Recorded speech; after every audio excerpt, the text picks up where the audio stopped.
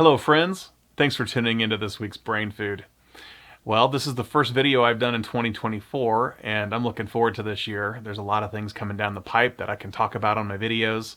And I would love to hear in the comments, by the way, from any one of you, an idea of a video that I could do in the future. And if I use that, I will mention your name in the video. So please ask a question or throw an idea out there of something I could cover for you related to business, LinkedIn, technical tips, marketing, anything like that.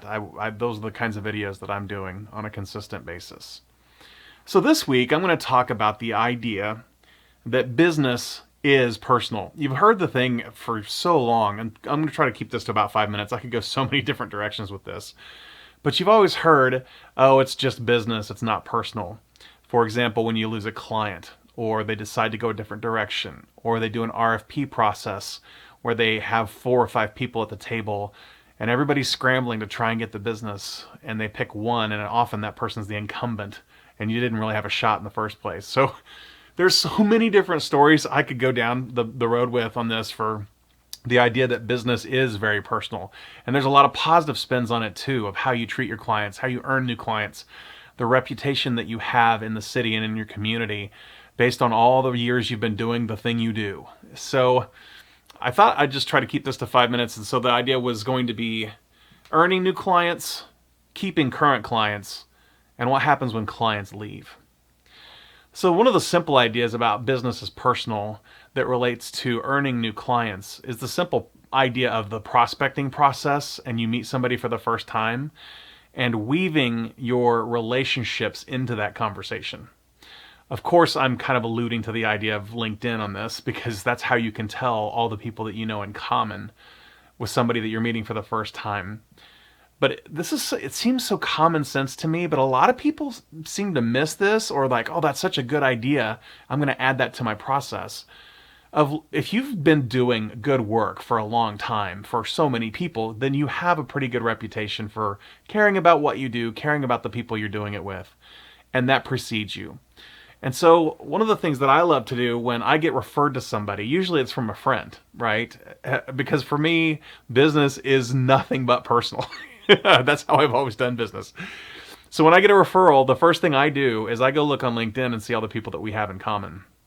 And I pick out 5 to 6 of those names to mention, not strategically, it's not like a game, or it's not something but I bring it up in conversation because it's always fun to talk about some of the awesome people that we have in common, and it lays the groundwork for immediate trust and immediate relationship. Because the simple truth is, if you've got 7 or 10 or 50 people in common that trust you and vouch for you, the idea of making trust happen it's not a problem. They just immediately trust you when they know that you know Sean and Sarah and Matt and Jimmy and all these other people that they do business with in the same community.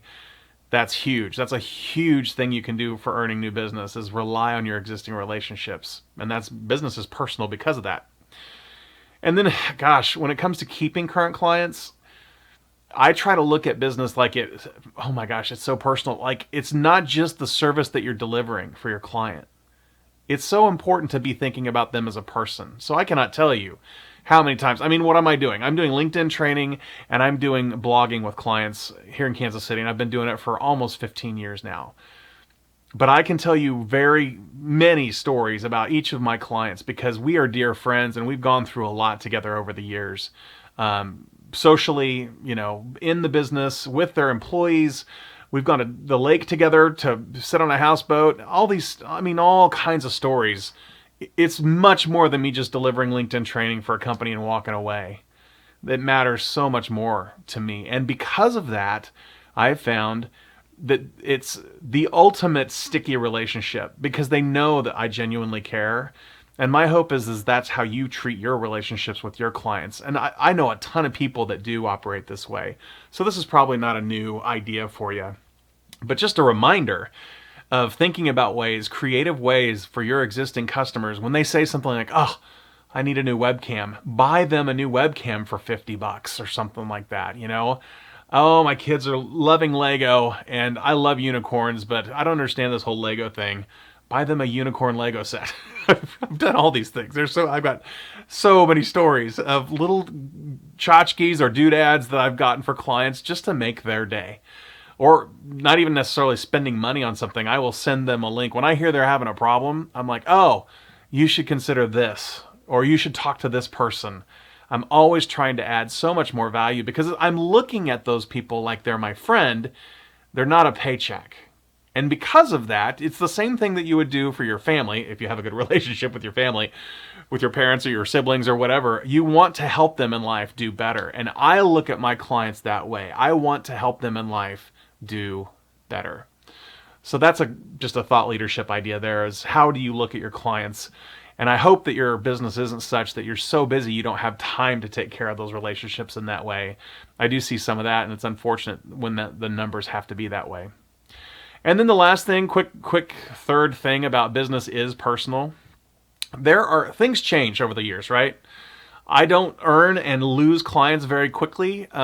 Typically, I get a client and I keep them for years. And usually, when they go away, I've usually worked myself out of a job where they hire a full-time marketing person, or something changes in their business, and it could be a financial thing or whatever. There's lots of different reasons the relationship stops for a period of time or stops permanently. And one of the things that I like to just, for litmus test for me, that's kind of a how did the relationship go, is how they handle the breakup from their end. I can honestly say I have never fired a client for any reason. It's only been the relationships they basically fired me, and usually it's never my fault. It's something else has happened. They've hired somebody, or like I said, those different things. But I'm looking at how that relationship ends. If it's an email and we're done, that tells you an awful lot about the effort that you made for those people, and how that was perceived, and the kind of relationship that you have. So when I've lost clients, it's one of those things where they call me they just feel bad because we're friends. It's so much more than just a business relationship. And so that's a litmus test for you of when somebody lets you go or stops a contract with you, is it just are they phoning it in and they look at you like a vendor? Do you feel like you're being treated like a vendor? Or do you feel like you're losing a friend from the business perspective, even though you can still be friends in the community ongoing? So I have a client last year that had to part ways. And I love working with them. And so I've been to their building a couple times since we stopped working together. And I'm going to go see them again in February to tell them I love them. I mean, that's the kind of thing, guys, is that business is personal. So I don't know if you picked up on any of this, or if any of this made a difference, or even if you got this far in the video. If you got this far in the video, put cat in the comments. I might have to send you some Blue Guru swag or something, but I appreciate you watching this, and I hope that this is one of those brain foods that you're like, yeah, I totally agree with all that, and maybe it's a little bit of a reminder to step up your game in one of those areas. So I hope you're having a great week. Again, Happy New Year's, and I will see you soon.